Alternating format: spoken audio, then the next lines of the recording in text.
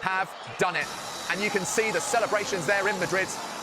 And in Argentina, the looks of consternation and disappointment after their team just simply couldn't keep Spain out.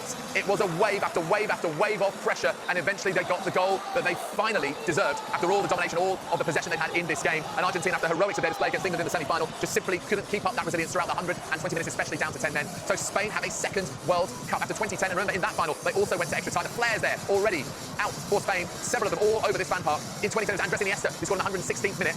And remember, they also started that tournament with a difficult result. Spain this time around drawing with Cape Verde, and a lot of people, basically off the back of that performance, ruled them out of winning this World Cup. And in 2010, they lost their opening game to Switzerland. You can see the tears, you can see the pain on the face of this Argentina fan right in the centre of your screen. And a bit of applause for the sheer effort that his team have put into this game after the win over England on Wednesday night in the semi-finals. But you can imagine these scenes will go on for some time.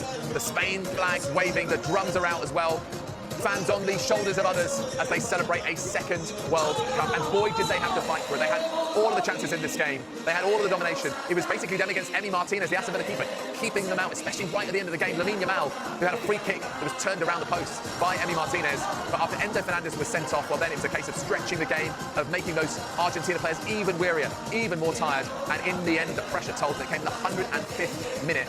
And as I say, it was Ferran Torres, the former Manchester City player, now with Barcelona, on as a substitute. In fact, two of the subs combining. Nico Williams from the Athletic Club and Ferran Torres from Barcelona, who swept the ball into the roof of the net. Emi Martinez finally beaten.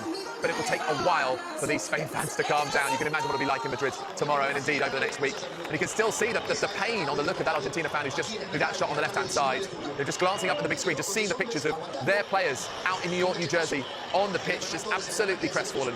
What an effort, you have to say, from the Argentina players to just force extra time and keep Spain out.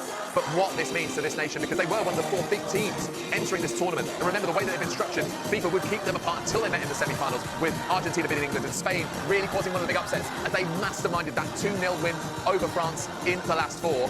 And then, of course, the champions of Europe, Spain, meeting the champions of South America, the Copa America winners, Argentina, in a sort of finalissima, if you like, but this time for the World Cup. It was not a classic match, it really wasn't. And Spain struggled to create clear-cut chances, but as the game opened up, they really did, and eventually, as we said before, the pressure told. But it seems that there is further tension on the pitch with a bit of a... It looks like there was a particular clash between Leandro Paredes, who came on as a substitute in the second half, just to start the second half, and Marcos Llorente, one of the unused subs for Spain, rowing and coming to not exactly blows, but certainly tensions spilling over on the pitch in New York, New Jersey. We're just getting those pictures through, and a really warm embrace between Luis de la Fuente and Lamine Yamal. Of course, the big story beforehand is that he had never faced Lionel Messi. He retired in 2016, thought he was going to give it up before being tempted back out of retirement to represent the Albicelestes, they're known, the blue and white striped Argentina.